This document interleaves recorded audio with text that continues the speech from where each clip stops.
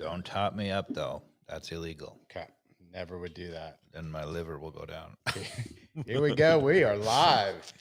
Hey, everybody. Welcome back to another episode of ATL on Fire, the podcast where we talk all things Atlanta United Football Club and all things soccer. And I'm joined by Dave Katz this evening. How you doing, Dave? Not as good as usual because we're missing Carmen, the producer. But she's doing better than both of us, right? She's somewhere, she's somewhere She's tropical. fine, people. Yeah, she's sitting on a beach somewhere. Yeah, she's doing great. Don't worry about her. So, I don't know if we're streaming live. Maybe she's listening to us on the beach somewhere. I hope not. But so if you're listening, Carmen, send us a message. Yes, please do. What are we drinking? We are drinking the Dobbs house wine, the McManus Cabernet Sauvignon 2021. Nice. Nothing fancy. But we didn't go with fancy in honor of our internal pain, because Carmen's not here. Now, speaking of wine, our good sponsors at Wild Heaven Brewery, they are sourcing some wine out of some different Georgia regions. So they're going to connect with some, Dahlonega Vineyards. But I also talked to Hayden that runs or manages the location here in Avondale Estates, and they're thinking about doing some grapes on site there. Maybe do some vines. And you know what grape he was talking about? No. What are we talking about? Take a wild guess. Could it be Norton? Yeah. Yes. I think I impressed him with my trivia that this was the original native wine. Native grape in America. North America. But yeah, Hayden evidently has grown wine his whole life as well. Oh, wow. Made it as well. So I told him you guys need to connect. So we did our 4th annual harvest on Sunday. Oh, nice. So we're making vintage number 4. Nice. And once again, the production is up. So we'll be making double. We have about 48 bottles this year. And so we need to get on the calendar to do another live show at Wild Heaven here when it cools down a little bit, maybe, and get on the back patio and enjoy some. What do they say? We don't always drink beer, but when we do, we drink Wild Heaven. We do it well, too. I love that beer. All right. So, Dave, we have some sad soccer news to jump into, and that is U.S. soccer updates. What do you have for us coming, off a pretty disappointing World Cup for the women? Yeah, I mean, apologies to Carmen, and we won't talk too much about it because when Carmen gets back, she'll want to talk lots about it. But we do feel like we need to mention the Women's World Cup, which culminated fantastic tournament. I mean, overall, the quality of the soccer was good. People were watching, although not as much in the U.S. I went back actually and listened to episodes 82 and 83, Mikey Dobbs, about our predictions. How do you think we did? I think you guys are probably pretty spot on. I think I was being a little more optimistic in terms of maybe making it at least to the quarterfinals or semifinals. But you guys thought the furthest we would get would be the quarters. So we had England and Spain as the favorites. Check. Yep. We had the U.S. getting out of the group. Check. But perhaps maybe only being second. Also correct. Okay. Check. And losing to the first good team they came up against. Round of 16, Sweden, check. Not too shabby. The only one who looks bad is you, Mikey Dobbs, who, despite really agreeing with us, to be fair, you then turn around and bet on the U.S. to win it all. Yeah, I mean, I'm a patriot, Dave. Come on. That doesn't look so good. No, but yeah, they really did not look like they had any sort of edge. The entire how many total goals did they score the entire tournament? Like 3 against Vietnam. 3 against Vietnam. Then we came back and scored 1-1 against Holland, and then it was 0-0, right? So they only scored 4 goals the entire tournament. Yeah, it's not a great tournament. It really wasn't good, and we were on Vlaco as being really shambolic as a coach, and he was really shambolic as a coach. He got sacked too, didn't he? Who knows exactly how, but he's gone. He's gone. Yeah, he's definitely gone. I will say we'd be remiss if we didn't also mention this horrible thing that happened with the Spanish woman. Did you hear about this? Right, literally as she's receiving the trophy, the head of the Spanish FA basically kisses her flat out on the lips, right? And grabs her and kisses her, and he's now being rightfully suspended and Yeah. all these things. You're like, dude. And this is the same guy who supported the coach after the coach was doing all this horrible things that caused, I don't know, 13 or 15 of their top players to refuse to even play in the World Cup, right? Wow. So this guy is, he's not good. Oy vey. All right. Let's go on to something brighter. Let's go into something brighter, which is Messi mania. Why don't we talk a little bit about how the League's Cup ended, Dave? Wait, Messi played in the League's Cup? Are you sure? Yeah. It's Messi moments. Not only that, he's made his way to the Lamar Hunt final against. Well, you're getting ahead of us. I know I am. I'll get there. But this is all Messi. League's Cup. He's already come in, Dave. He's already delivered on what the expectation of what the GOAT does. It's one thing to have the expectation, right? It's another thing to do it and then do it and still have people drop their jaw and have like conspiracies that the MLS has set this up.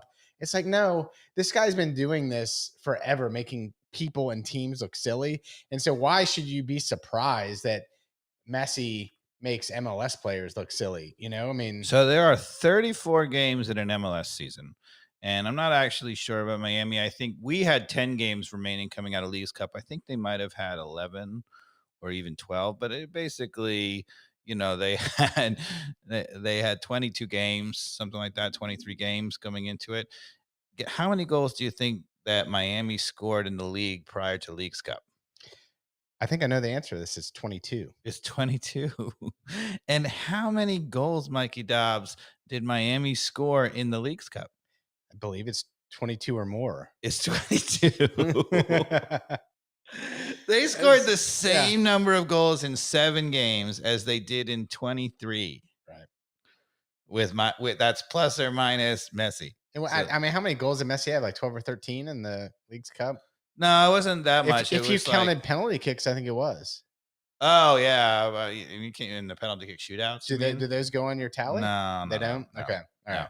But but it was still. I mean, he's scoring over a goal a game, and the goals that he's not scoring, he's assisting on. So, good gracious! So their last place, right, going into the League's Cup, absolutely dead last in the whole MLS, right? And they run right through. They beat all the Mexican teams. They beat Nashville in the final. I mean, they were a little bit fortunate. They got up 1-0 in the final. Then Miami did. Nashville came back and equalized. And then Nashville had all the pressure.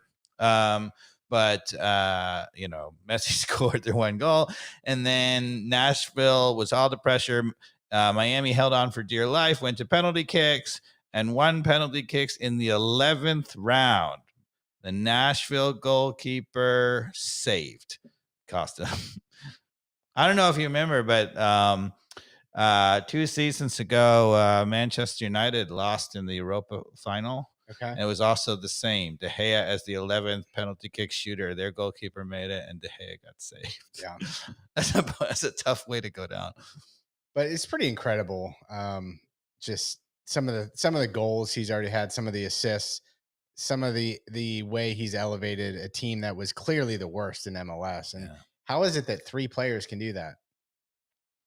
Yeah, and I mean, for the most part, right? It's 3 players that came in, changed and Jordi Alba, you would say, look, the thing that changed, their defense was actually, to be honest with you, the defense seems like it was really, really bad in terms of the personnel.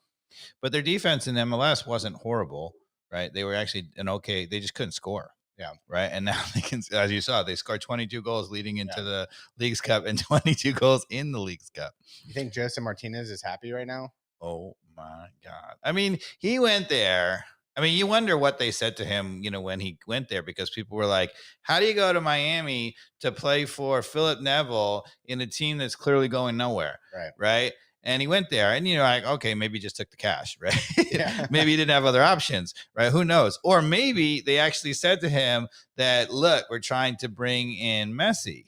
Now, he couldn't have, I don't think he could possibly have known that they were also going to bring in Tata. Yeah. But, I mean, man, he goes there. They have a horrible first half season. He's miserable. Not only are they in last place, but he's hardly scoring. He's hardly doing anything, right? And then all of a sudden, right, Messi comes in, Tata comes in and he's playing with the best team in the MLS now. I mean, like, joy, right? You know, we if those of you looking should look for us on Instagram because we have a funny meme going with our logo on the t-shirt. But talk about a turnaround. Oh my goodness, Mikey Dobbs. How did he know? Yeah, and I mean, I watched the Red Bulls game because Messi's much watch TV now, and this was after we got home from the Atlanta game because they played at the same time Right. as us the other night. But against the Red Bulls, you know, I mean, he comes in and just does phantom things, and you see this 18-year-old kid that, you know, Messi's jumping into his arms. I mean, what would that be like? All of a sudden, you're like, You know what that's like, Mikey Dobbs? You're on the last place team. Here's what it's like. Oh, Danny Rojas. Danny Rojas, Rojas, Danny Rojas, Rojas. That's exactly what that kid's thinking. And Joseph Martinez. Pure joy. jumping The joy is back in football in Miami of all places. Good segue. Is the joy coming back to Atlanta United, Dave? Sure, seems like it. But, you know, I think we got to talk about it, right? But, you know, I mean, I think I'd like to hear your take first, right? So just for those of you who've been under a rock, we go to Seattle, we win 2-0, and then we come home. Seattle, a third place Seattle team, although the West is a lot weaker, but anyway, still a third place Seattle team at the time. And then we come home against the hottest team in the league, Nashville, that made it all the way to the Leagues Cup final, and we win 4-0. So what do you think? What are you thinking? Well, you know, the first thing that is weird about the signings, I think 3 of the signings are excellent players from the 2 games I've been able to watch them. So we've got Silva, who's a left forward, Saba, who's a right forward, but also can play the left. He's actually a left footer preference player, but I think we're going to see him out on the right forward. And Muyamba as an attacking center midfielder. Is Saba left-footed, do we think? He's left-footed. Okay. It says it on the profile, and that's his preferred foot. But as far as I'm concerned, it's his back heel that's his preferred foot. I don't know. Yeah, he scores the 4th goal on a back heel. So he's only played 30 minutes for the club, right, in the last game against Nashville. But he scored in the first 30 minutes. So those are 3 signings. And then we have another backup striker, Thierry or something like that. I don't know what his name is. Someone correct me on the chat. But at least we have someone to fill in other than Miguel Berry. Once I think he gets his visa, he'll be ready to go. Who else am I missing? No, you got the 3 big starters: Muyamba, Silva, Zande Silva, and Sawa. So I like the players so far. So I can't knock them as being maybe talented players.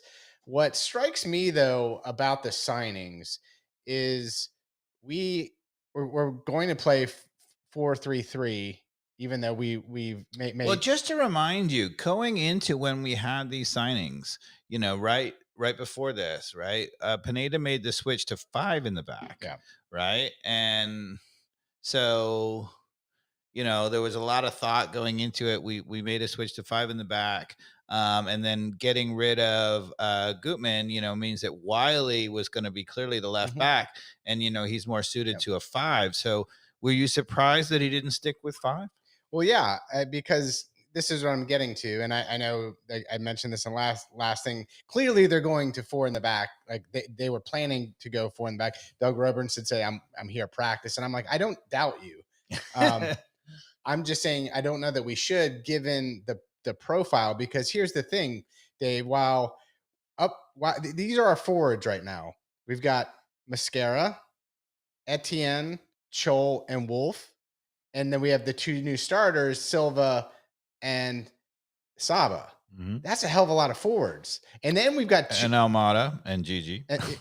No, but then so now let me get to my worry is in the back line, we look pretty good right now. We got Abram, who seems to at least be coming into the player we thought he might be, or you know, at least maybe the start over Parata. So we have a backup in Parata who we know is at least secure enough to do the job. Miles Robinson's back and healthy, so we got 2 center backs that are healthy and good, and a backup there, and then we got Lennon and Wiley, who are very attack-minded Right. But I think you and I agreed that, again, at least for the time being, we're seeing Pineda keep one of them back and not having them airplane at the same time. Mm-hmm. Which, if we do that, I think we were agreeing in the last game we could be in good shape. And then the only other backline subs that we have, I believe, are Noah Cobb and Ronald Hernandez, right? Right. So if Wiley or Lennon gets hurt, or Abram, Miles, whatever, like our back line, 2 injuries in this season, this last little run that we're on could be over, no matter how much attacking prowess we seem to have. So that's a problem. And then clearly it didn't seem to jump out on us in the Nashville game the other night. But you're asking a lot of Mascara and Huzetu in what seems to be Pineda's preferred defensive center midfielders. No, you mean Muyamba. Moyamba Yep. and Huzetu as kind of the double pivot defensive pairing, right? We're not seeing Sosa in there yet. I've been surprised in the Seattle game and in the Nashville game that we didn't give up soft goals. So we've been kind of wrong on that in at least the last 2 games. Yeah. So what do you think with all this going 4-3-3 with having like a very attacking minded set of talented players now, especially with Saba in and Mascara off, who I think is one of the worst players in the whole forward group. I mean, I think he's fine to come in like the 80th minute or something like that. Yeah. But our starting squad looks pretty strong, right? Other than maybe Huzetu. Yeah. So to me, I think you got to start with the new player Muyamba. And the question, we obviously didn't know what we were getting when he came in, but on the little bit that we talked about in the highlights, right? We sort of said that he looked like an all action kind of guy and not really a defensive midfielder. And he clearly is an all action kind of guy, right? He is terrific energy, right? He has good, skills, good with both feet. He can find the right guy, right? And he is all over the field, right? And to be honest, we maybe needed that, in this system as a guy just, charging around. Now, to be honest, that reminds you a little bit of Ibarra. Ibarra was more disciplined than that. But, the thing about it is when you have a guy like that, right, the problem is, Pineda's calling that a double pivot. That is not a double pivot. He is not a tactical anything, right? Because he is so all over the field. Like, for example, I noted in the first 2 minutes, right, of the Seattle game, right? It's our first MLS game, with Muyamba, right? And he is running into the box at the far post, right? Which is great. Look, you'd love to have a guy making a run to the far post. But if you have, that guy has a defensive responsibility, right? That's a double pivot is basically one guy forward, one guy back, right? And so you might say, look, he's the guy forward, the other guy back, but that's really far forward. When you're talking about a double pivot, you're not typically talking about a guy ending up at the far post in the 6-yard box. Because when you make that run in the 6-yard box in the far post, there's a good chance that the ball gets cut out before it ever gets to you. Right. And that means that, you're in no man's land. You can't help that entire next attack against you is counter, and you're never going to be in that play. So, that strikes me as dangerous. Right. So if you're going to do that, you've got to have the other double pivot, or really another guy who's really tactically sitting at home, because otherwise it becomes chaos, right? Who's even marking who, right? And so to me, what's interesting is, it's been Huzetu. And I said this right along. I said, my worry about Pineda was that if he plays Muyamba, he should play him with Sosa or Ibarra or a defensive kind of guy. And instead, he's going to see it as that's, whatever. And he's going to play him with either Sadik or Huzetu. And to me, the problem I have with that is, against a good midfield, particularly a good midfielder, a team that's playing 3 in the midfield, like, we're going to get overrun. I would, to be honest, a little surprised that Seattle didn't overrun us, because I think they have a good midfield. 2 good teams now with Huzetu and Moyamba in the center, right? And so Nashville's one of the best defensive teams in the league, right? Yeah. And yeah, Mukhtar's, got shut down by Josetu the other night. But one of the things you saw, like, so in the 49th minute in the Seattle game, right? We're up, right? In the 49th minute, I can't remember which Seattle player it was, but he got the ball out of the back, and there was a Seattle player who literally dribbled. It was 45 yards straight up the middle, and nobody made a challenge. Okay. Right? And, it didn't happen very much, and we didn't get overrun in the midfield. But when you see something like that, I mean, when's the last time you saw a really good midfield? I don't know who you think is a good defensive midfield team, but have a guy run 45 yards up the middle without anybody even coming to make a challenge. Yeah. And you figure that, maybe we've caught some people flat-footed, not expecting what we're doing. Maybe we've been on the front foot. I would argue that one of the things about this system, so my problem with it is, so if you do that, right, if you have an amazing back four, an amazing back four. There are times, for example, that Man City has had that many players forward, but they have really strong backs, right? I think our back four is really good, but defensively, I would not call it an amazing back four. And typically it's a back three because one of them are forward. I like the fact, we've talked about it already in this podcast, I love the fact that it's not both of them airplaning up. Yeah. So we typically have three in the back.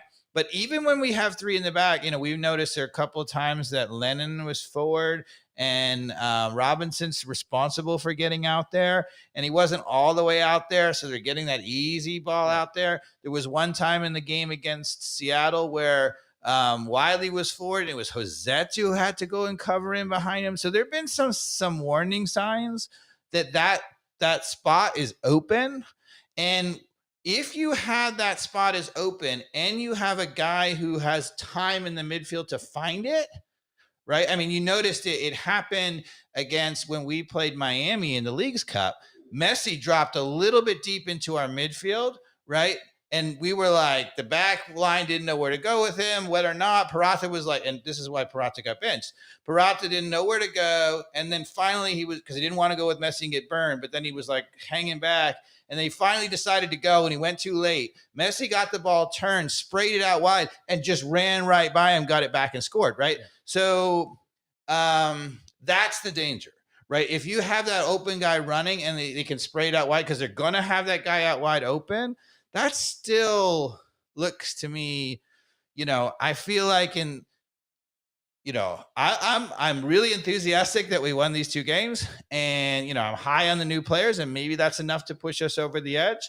We're going to talk a little bit more about the new players, but I feel like with what we're going on, we're one bad goal away from being out of the playoffs kind of thing. Now, I think maybe at least I'm thinking playoffs now. So yeah. And I will say, I think my tune has changed in terms of where we're going to end the season. I think I always said 6th or 7th was my original prediction. Then we did the check-in, and during the game, I think I told you, I think we're going to be 4th or 5th at this point, just given the chemistry of this team seeming to want to play with each other.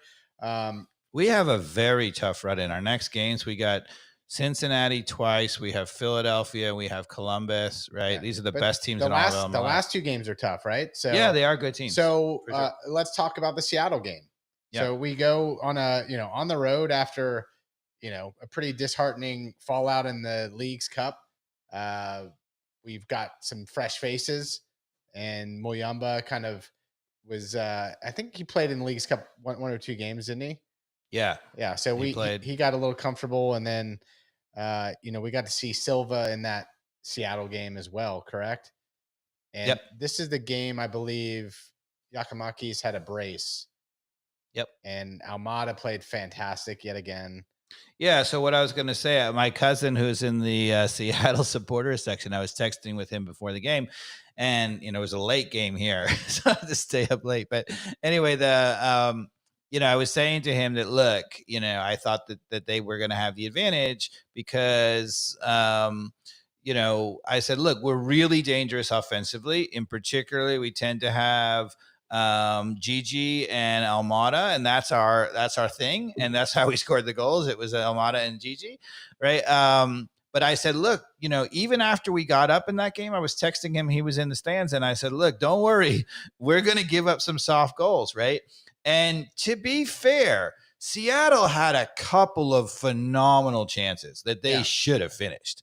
Right, that game really, to be completely frank, should have been 2-2. But right, I don't know. I don't know about that. I felt like Atlanta just played way better. They deserve the win in that game. There may have been some chances for Seattle, but at the end of the day, when you look at that game, Atlanta looked pretty damn sharp. We looked sharp, particularly in the first half. We were definitely in the first half. I agree, and we were just moving the ball around with speed and purpose. And I was like, wow, we're not watching a typical MLS game where it's difficult to watch sometimes after you watch some EPL. Like I felt like we were playing at that level, right, where you expect a MLS team to be, like a, Bournemouth or something like that. Even though MLS got ranked 29th in the world rankings of all leagues, but I was just happy to see crisp soccer when I tuned in to Seattle, especially late at 10:30 on Sunday night or whatever it was. And I was happy, and that's what I'm hoping. We're going to the game on Wednesday again. Like I'm actually finally happy the last two games watching Atlanta United soccer again. That to me is the big takeaway. I felt like in the Seattle game we played well, but really the big chances came from sort of like set piece, Amada to Gigi or whatever. I didn't feel like we were just flat out opening them up so much. In the Nashville game, on the other hand, I mean, we opened them up. Yeah. But routinely, the Seattle game was always going to be hard, right? You got Pineda against his old protege. Well, and on the road. And, again, you're traveling after a disheartening tournament. I mean, we're going to have to kill our formula, right? Because Pineda never wins on the road against a good team. So that destroys the formula. And in terms of formula, if we win against Cincinnati, right, which also would destroy the formula too, because Cincinnati is enough. Well, what we have said in the past is that home, even against good teams, is a tie, even under Pineda. And it's just on the road against good teams is a loss. So you would have said the formula before all this happened would have said Cincinnati at home is a tie. Mm-hmm. What do you think is going to happen? Well, I will wait. And we would have said Nashville is a tie too. Do you want to just jump to your Cincinnati prediction then?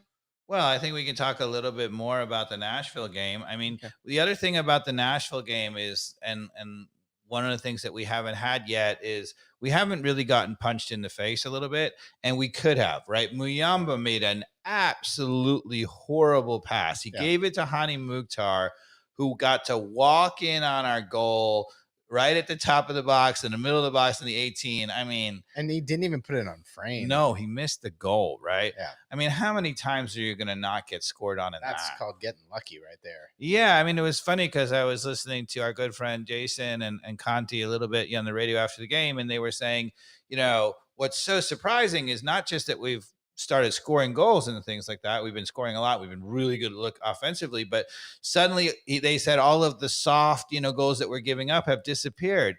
And I was thinking to myself, right, we might have even won that game 7-1, but there is no way that you can't count that as a goal that we should have given up that's soft, right? Yeah. We literally handed it to him to walk in on our goal, right? Yeah. But at the end of the day, that game should have probably been 8-2. Yeah. Yeah. That's what I'm saying. But the thing that bothers me is how much we dominated that game, and it still should have been 2. I agree with you. It probably should have been 7 or 8-2. Yeah. But I think a fair result would have been 7 or 8-2, not 7 or 8-0. Yeah, right? I agree. We had, and the thing is, we had so much of the ball. We had them in their half so much. It was awesome. But even when they get forward, they get really good chances. Okay, but that's why I'm going to go to this Cincinnati game. Like, look, if we beat Cincinnati in a similar fashion at home on a Wednesday night, what does this mean to you? Well, that would be incredible. Let's just say it's for real. It's for real, right? Yeah, for real. It has to be, right? Because Cincinnati's done nothing but prove that they're a tough team. They're at the top of the table. But Cincinnati, one of the things that they have done all year. So first of all, I would say Nashville was lacking Walker Zimmerman. It makes him a lot worse defensive side. And Nashville is outside of the Leagues Cup, where they've maybe shown they got the new designated player, the English guy, and they've shown that they can maybe score more. But before that, they're not scoring a lot. Yeah. So Nashville is the kind of team that could miss a couple of good chances. Definitely fragile after that gut-wrenching loss. Yeah, they had to just Messi. come off the big loss in the League's Cup. Their first chance to go for a trophy at home in penalty kicks. So, but again, to me, Cincinnati, the thing that's made Cincinnati this year is they have not let people off the hook like that. So if we give up the chances we gave up to Nashville, to Cincinnati, they're going to score 2 goals. Yeah. I mean, that's what they've been doing all year. So, if you ask me, am I feeling confident that we're going to beat Cincinnati? No. Okay. And overall, I would say that, I'm feeling a lot more confident that we're a playoff team, right? Yeah. But do I feel really confident that my prediction, I predicted at the beginning of the season that we would sort of just barely make the playoffs. Yeah. I think we're going to solidly make the playoffs now. Do you think we get good enough to be like a home game? I think so, because of how bad some of the Keep in mind, 9 are. teams make the playoff, 8 plays 9 in a playoff game, and then there's an 8. I do. So you got to be top 4 to get home. I do simply by the energy and the attitude that I'm seeing from the Saba, the Silva type of player, and Muyamba. Those 3 signings, like, these guys are good players. And Dave, if we got Miles healthy, and this all has to do with health, we have Miles healthy, Gigi and Almada. Gigi and Almada could be like fighting each other for the MVP of the league. Yeah, I mean, they've been terrific. So you have it looks like the players around them. Silva looks to me really dangerous, 2-footed, quick, and he looks like he's got head on his shoulders, like he knows to find Almada when he needs to, right? And what I would say is those guys are making a dynamic. I want to give a correction there. They're the second behind Messi for the MVP of the league. Sure. Yeah, it was funny. We were coming out of the game and somebody was like, Almada is the best player in the MLS. And I said, yeah, except for Messi. Yeah. And they were like, oh, yeah. Oh, yeah.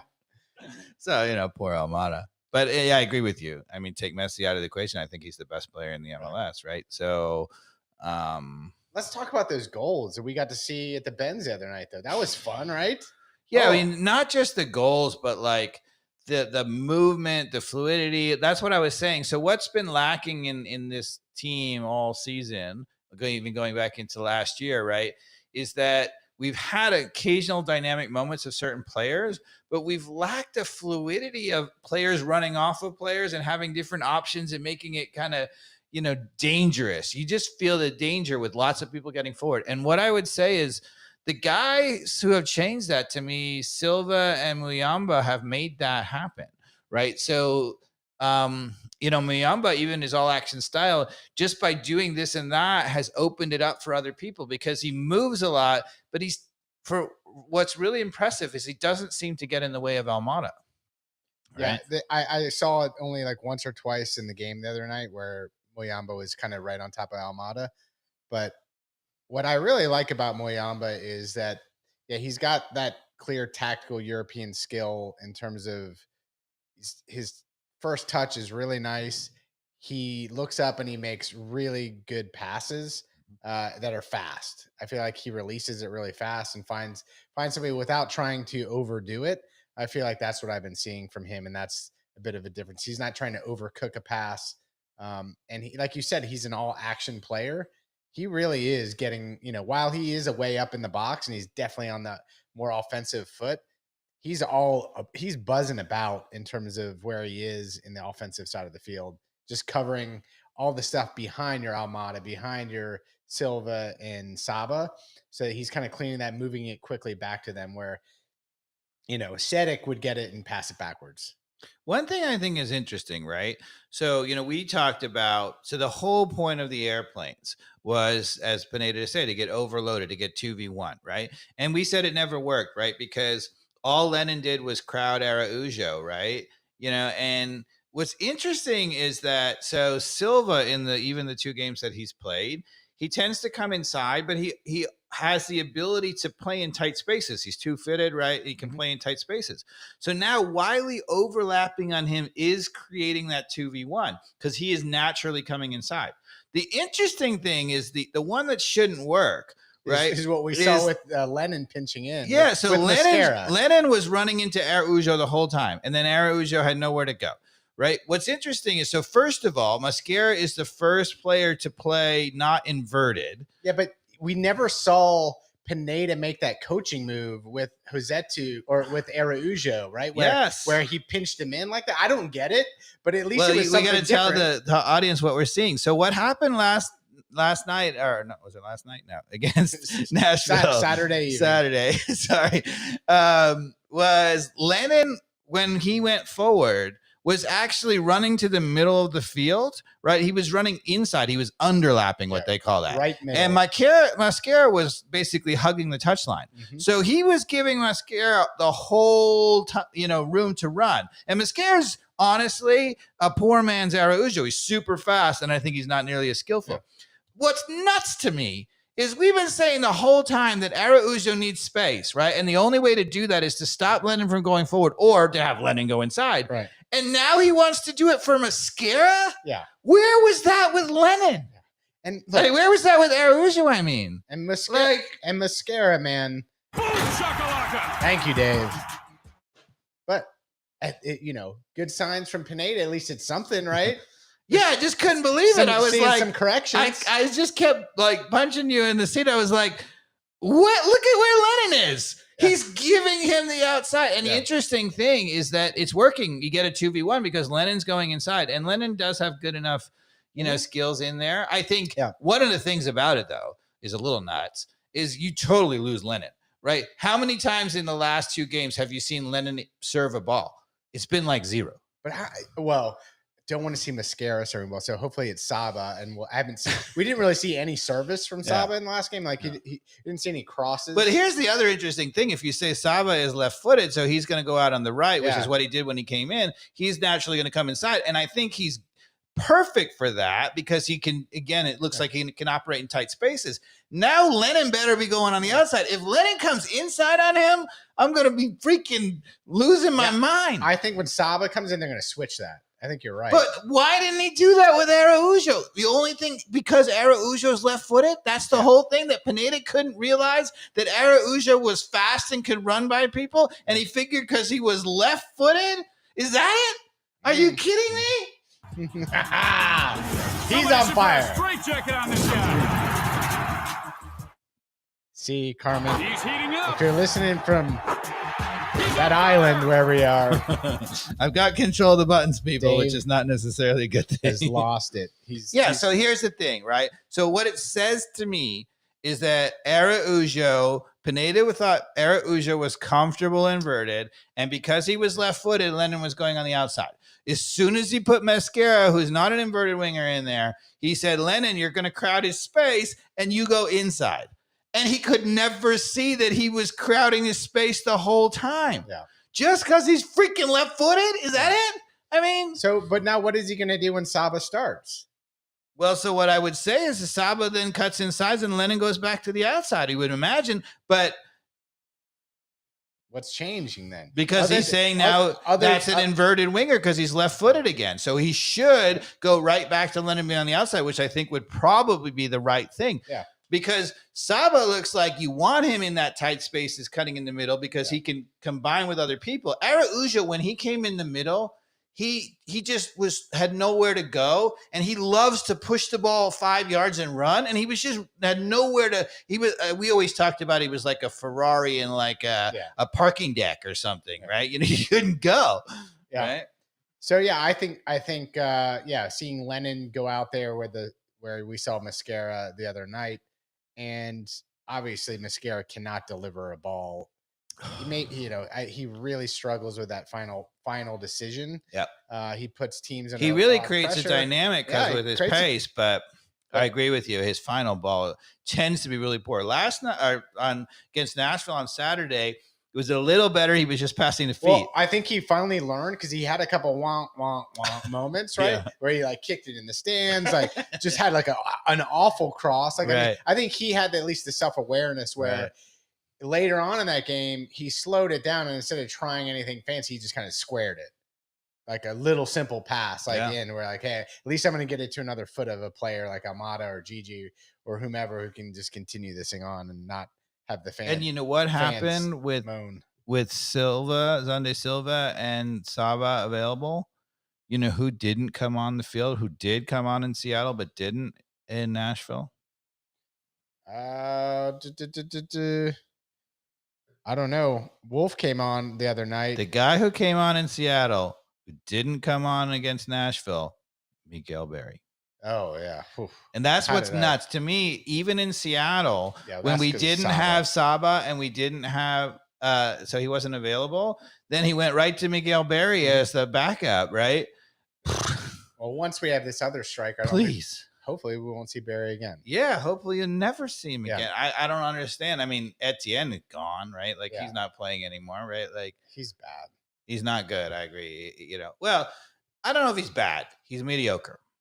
He's not Miguel Berry bad. He's no. Like, that's Yeah. bad. I mean, Etienne got a lot of minutes though. Yeah, and he didn't really do He anything. didn't with do it. anything. I mean, he had a lot of opportunities to showcase something, and he's yet to do it. So, you know, and as much as I don't like Mascara because he doesn't seem to have the final moment of quality, he still puts teams under a lot of pressure. So putting him in as a late sub, I'm not going to cringe too much. But you know what's interesting? You know, so a lot of people I think are out there saying, "Oh, the whole difference is Muyumba and Silva, right?"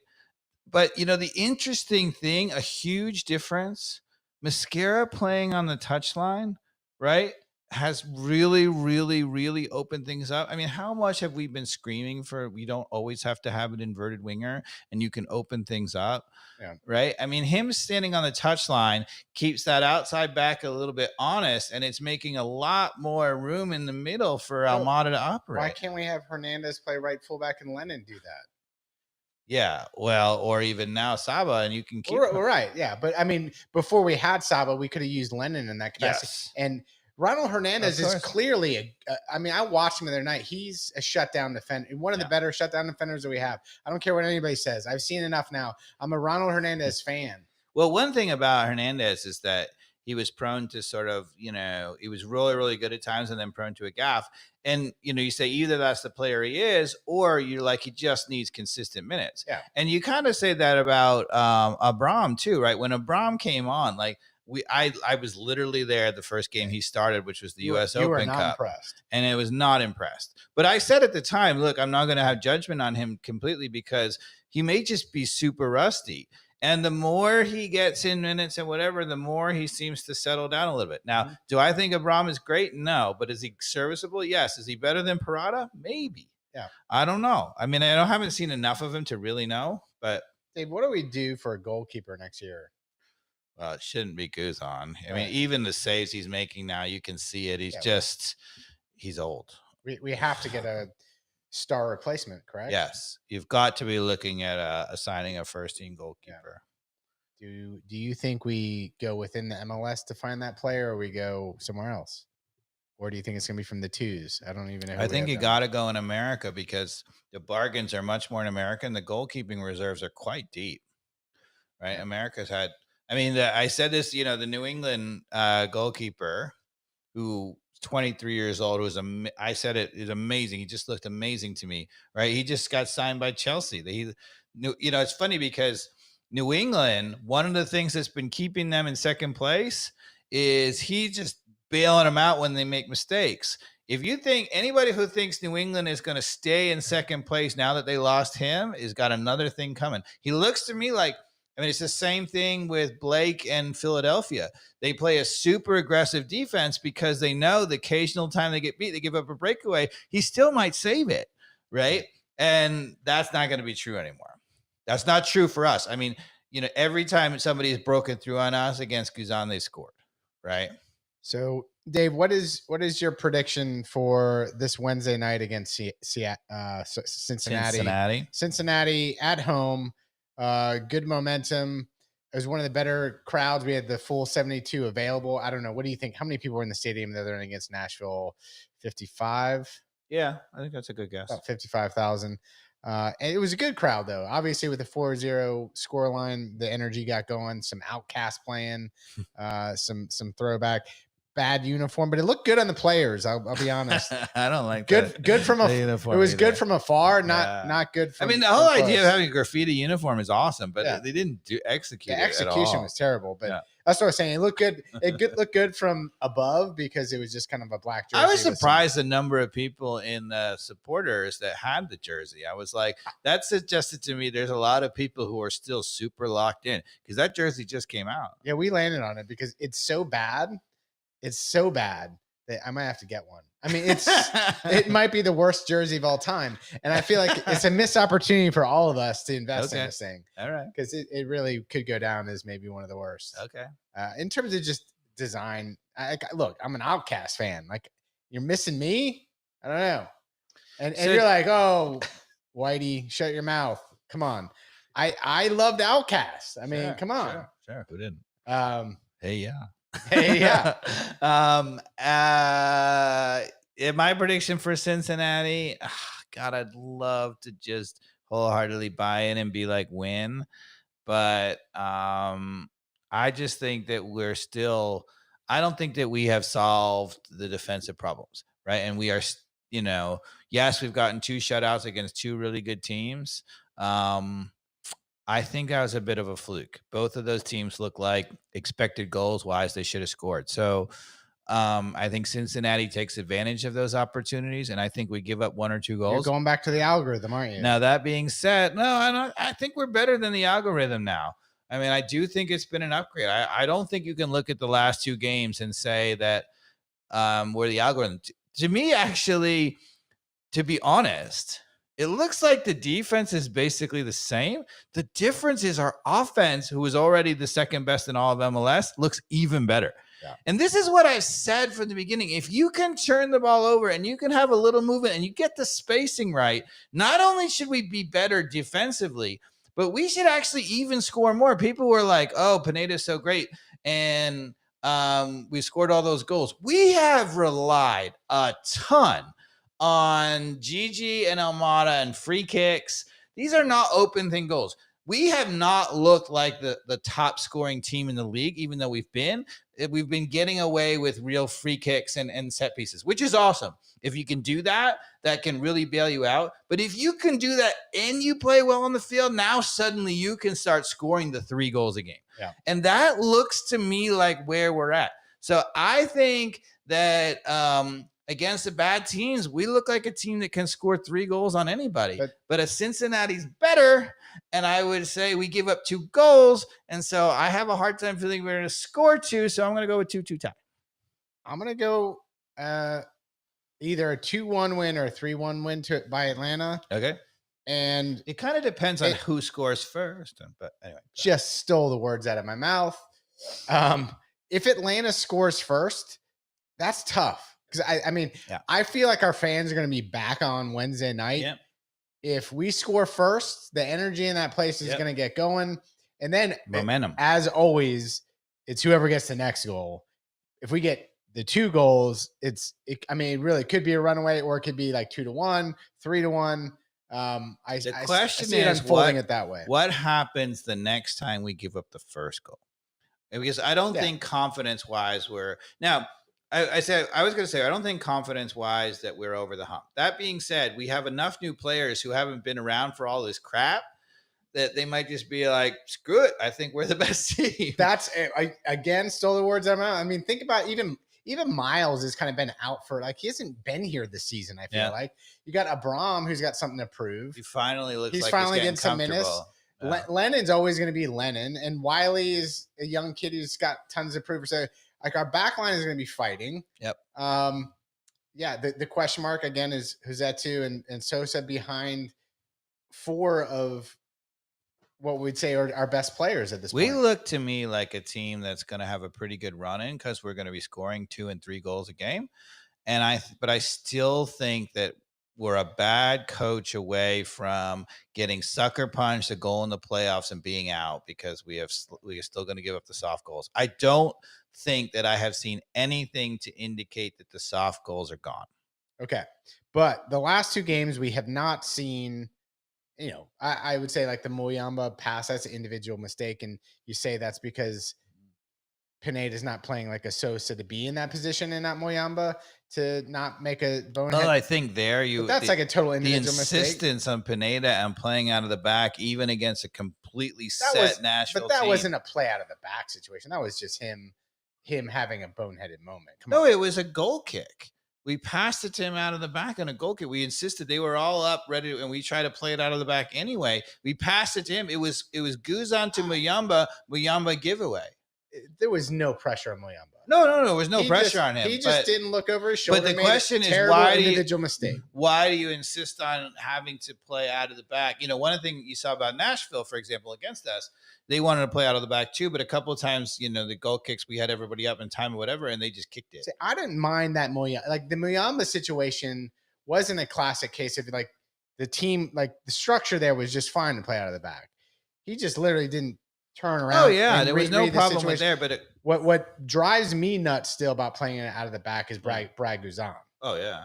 Brad Guzan, like when he jammed one into Huzetu's feet at one point at the top of the 18 with like 3 people around him. Yeah. That's the goal that like we don't need to give up. I will forgive a Moyamba for making a bow-handed play. And the thing about it is poor Brad Guzan has always been quite good with his feet. He's left-footed and he's good with his right foot too. And he's really, really good out of the back. It's just age. He no longer, it's a little creaky, a little slower on the change. He gets a little off balance, you know. It's not good. Yeah. But that's when it bothers me playing out of the back, or like when you're stuck in the corner, right? And you try to get too cutesy with it instead of just clearing it up the field. Like create some oxygen when you know you're an MLS team and that those 3 people back there aren't going to be able to get it done. Yeah. So somebody needs to just boot it up the field. I agree. I think that times when somebody gets a really set defense, and we did this in this last Nashville game. And there was one time we literally started against a defensive press and we got all the way up the field and scored. So, you know, you say, okay, whatever. But I still think that, you know, not every time, but every once in a while, you just put the ball down and put boot through it and just send it up the field and hit reset. Yeah. You don't have to play against a set press team all the time. Well, you know, the other reason for that too is this guy that we have up front called George Shakamaki. Yeah. How about his hold up play? Oh my God. He is, you know, there was a ball played into him. I can't remember who made the ball, but he was right at midfield and he had the defender on his back. And the defender was like, I'm going to run around you, because it was a slow ball played up to him from about 20 yards away. Right. And he's like, I dare you.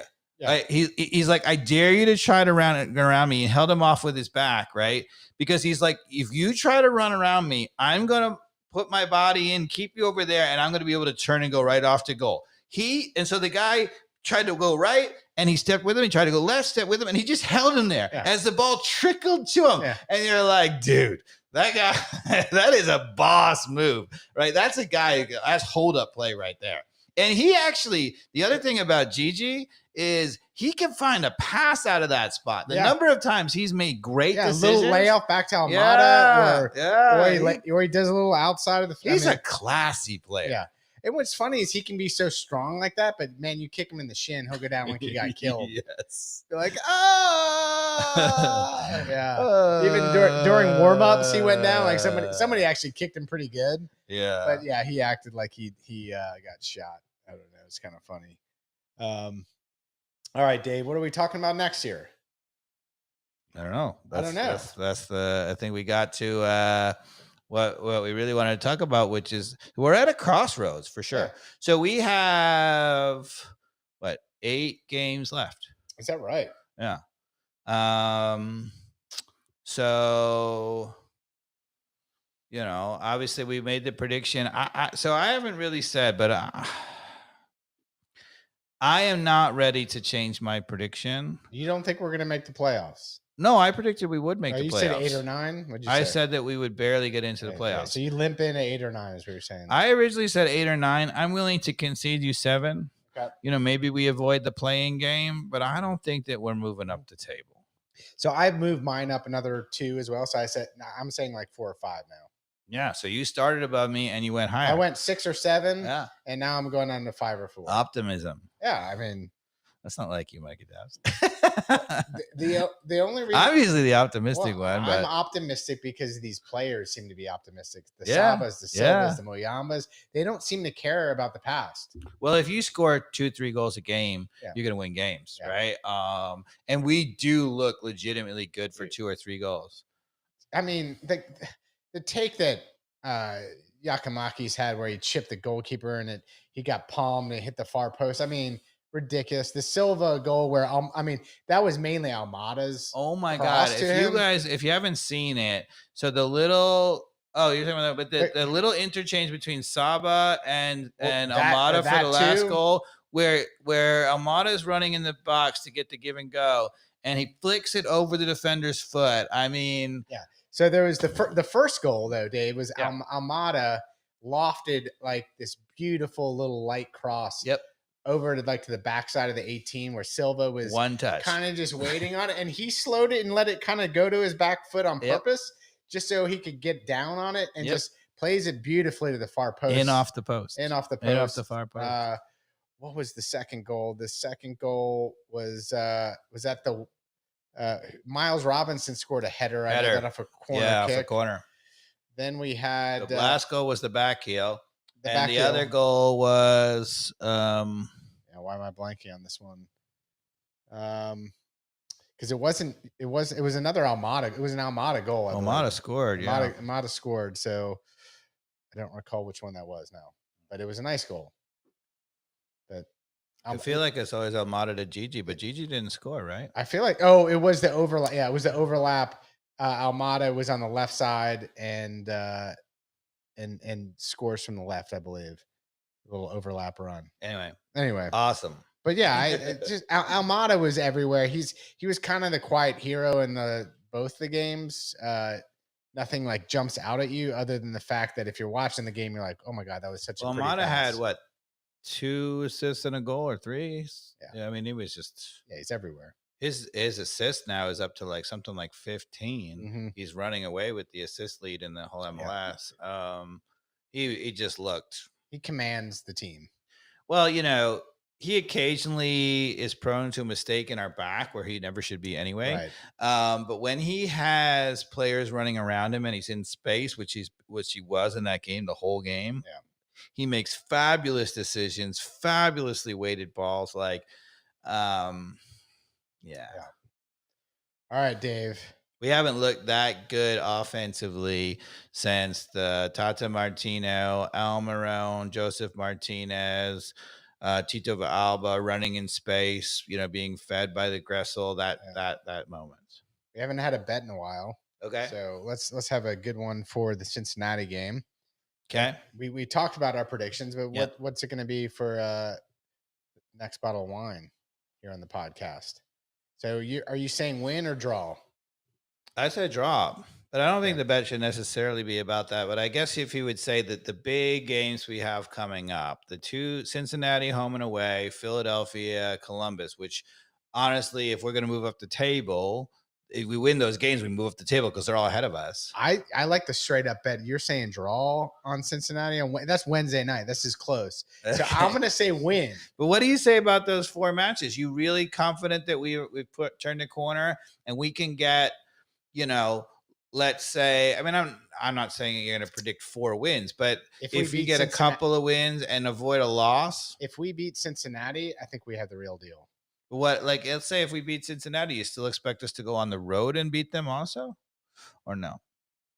When we play them away, yeah, that's awful. So I would say, because if we can beat them at home, I feel like it's the same. Our problems are our problems in terms of what we've had in the past. I feel like if we even solve it at home, like the energy of this team is going to start to kick in at the right time of the season. If we lose on Wednesday, I'm going to be like, man, we're kind of right back to square one.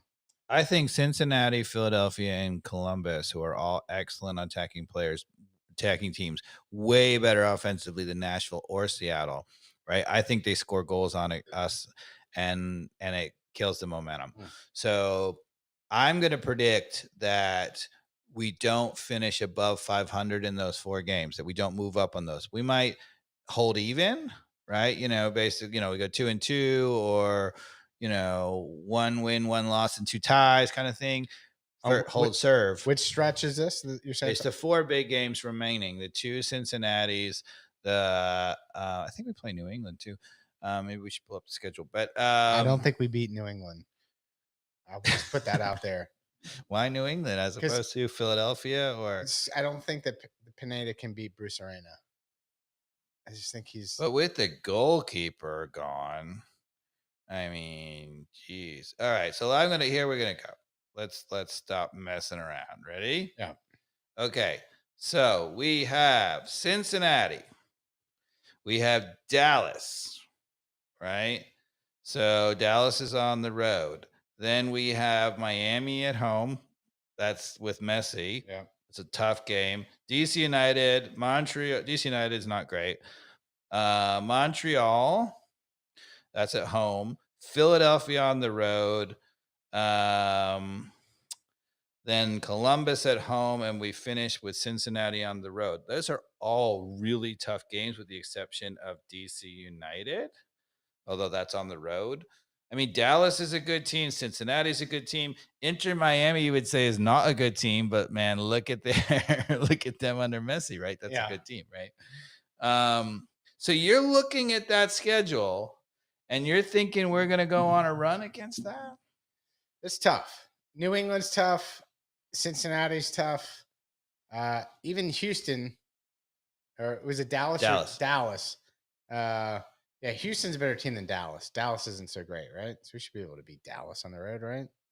No, I think Dallas is decent, right? I mean, they've been playing much better, right? So Dallas is 8, Houston is 5. Yeah. They're about the same. They're both playoff teams, right?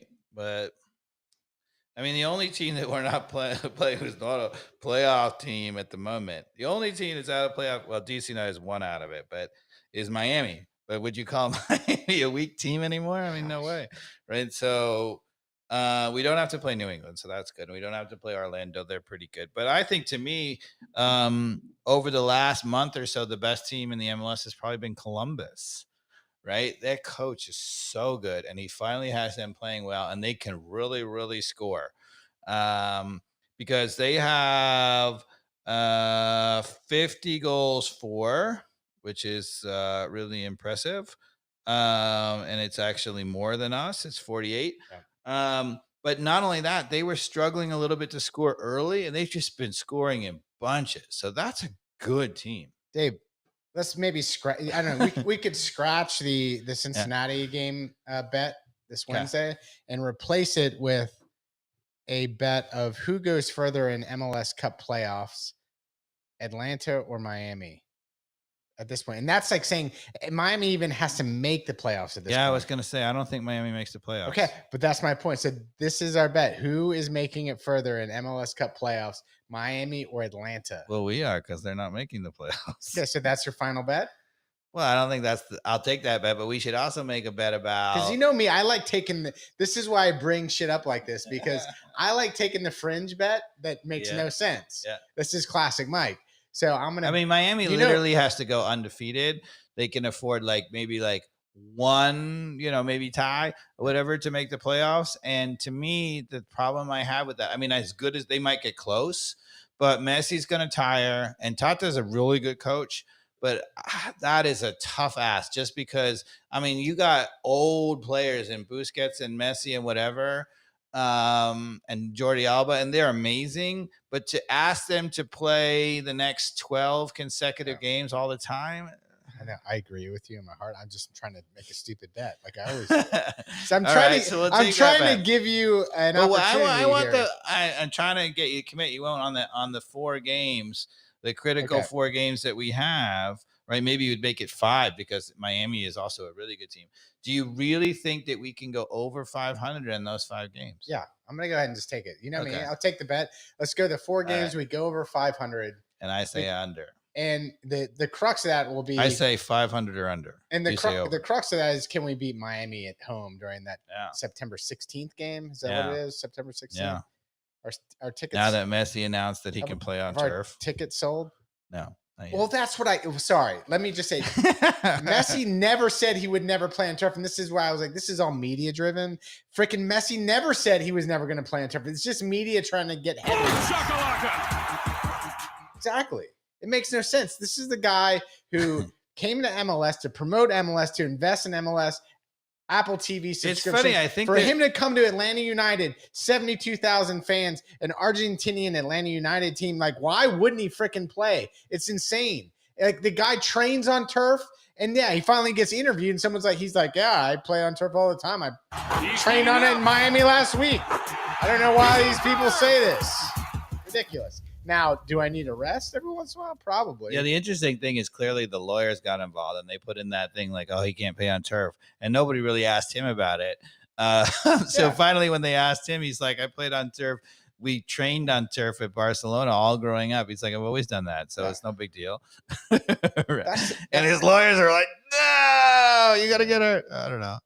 Yeah. All right. So there we go. We got our bet. The next 4 games. We got 2 bets.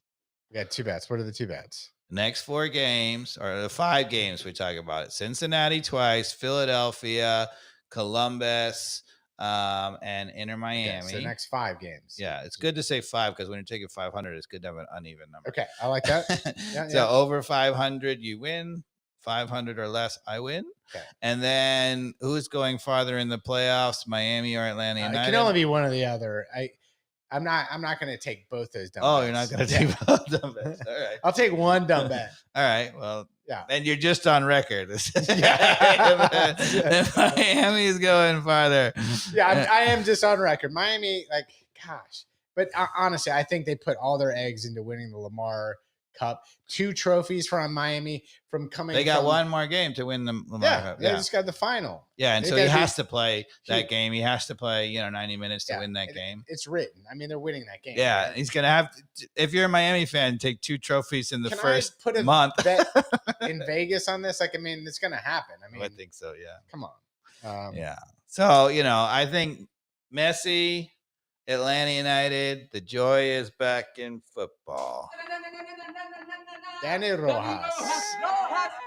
All right, everybody. Thanks for listening to another ATL on Fire podcast. And if you see Carmen, you're clearly at the beach in some awesome place. Take care. Good night. Thanks, everybody.